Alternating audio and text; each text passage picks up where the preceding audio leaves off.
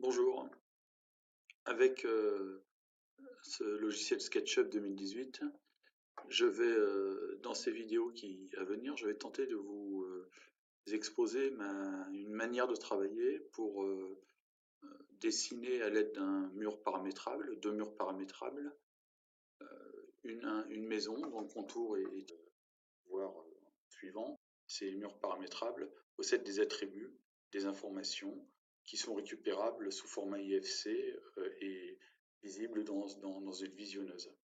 Donc, dans cette première vidéo, déjà, l'objet paramétrable qui se situe ici, que l'on trouve ici. Donc, cet objet paramétrable, c'est un composant dynamique qui s'appelle ensemble mur, donc qui est composé de plusieurs murs. Alors là, il y en a 9.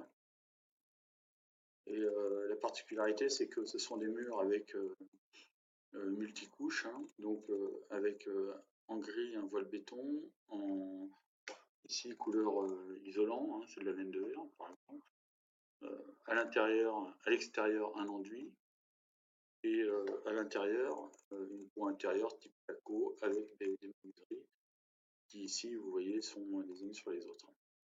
Donc dans un premier temps, ici, je ramène le mur. En ouvrant, en sélectionnant ici, on s'aperçoit qu'on a dans la fenêtre de paramétrage, on peut régler l'épaisseur du voile, par exemple on met 20, isolant on va mettre 20 aussi, et si on va appliquer. Donc en laissant le PC travailler, il va venir appliquer des modifs au mur. Donc là maintenant le mur, hein, vous voyez, on a un voile de 20 ici, là, et un isolant de 20 aussi. Donc je reviens dessus, je vais me recaler sur ma scène ici, là, et je vais ramener, voilà. Donc le pavillon est un 1, 2, 3, 4, 5 côtés, 5 façades, hein, 10 mètres, 8 mètres, 6 mètres, hein, au 6 mètres un bon coupé à 160 degrés, et ensuite un retour vers l'origine à 110 degrés. Donc ici, premier angle 90, deuxième angle 90, troisième angle 160, angle, quatrième angle 110. Donc là, j'applique.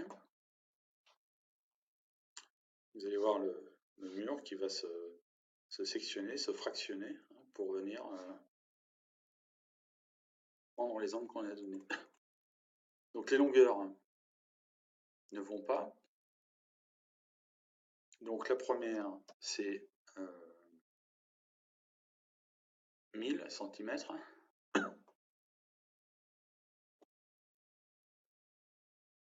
Le deuxième,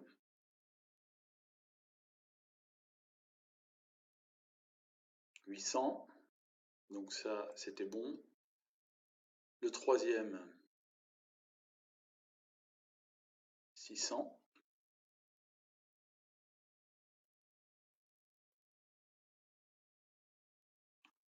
Et les angles suivants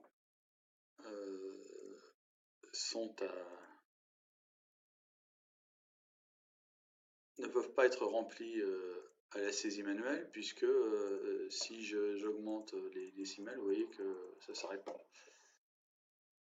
Donc dans un premier temps, je vais récupérer le mur ici, je fais prendre la case de recalcul, et là il va me le recalculer, il va me le redispositionner. Ici, voilà. Donc pour terminer, pour finir, je vais rentrer dans le mur. Donc en fait, j'aurai ce mur-là à ajuster en longueur et ce mur-là à ajuster en longueur. Les autres sont inutiles, donc je n'en ai pas besoin. Donc la saisie manuelle, je vais le mettre en transparent. Donc je saisis ici. Je prends l'outil mise à l'échelle et l'outil mise à l'échelle, je l'amène ici. Je fais un recalcul.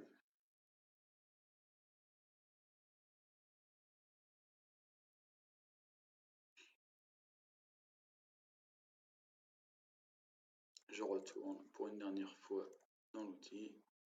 Ici, je fais une mise à l'échelle et je me mets à l'origine. Ici. Voilà. Donc, si je retourne ici, mes murs sont relativement petits et donc le nombre de menuiseries est vraiment trop important. Hein. La menuiserie 2, je ne la veux pas. Ici, dans celle-là, idem.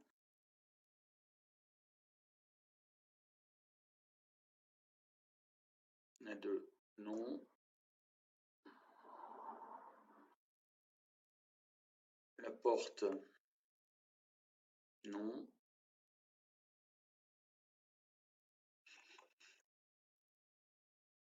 Et puis, je ne vais pas traiter les autres murs, hein, mais ici, la menuiserie, elle n'est pas au bon endroit. Je vais la mettre ici, par exemple. Et la porte-fenêtre, là, ici, on voit aussi que la menuiserie n'est pas tout à fait au bon endroit.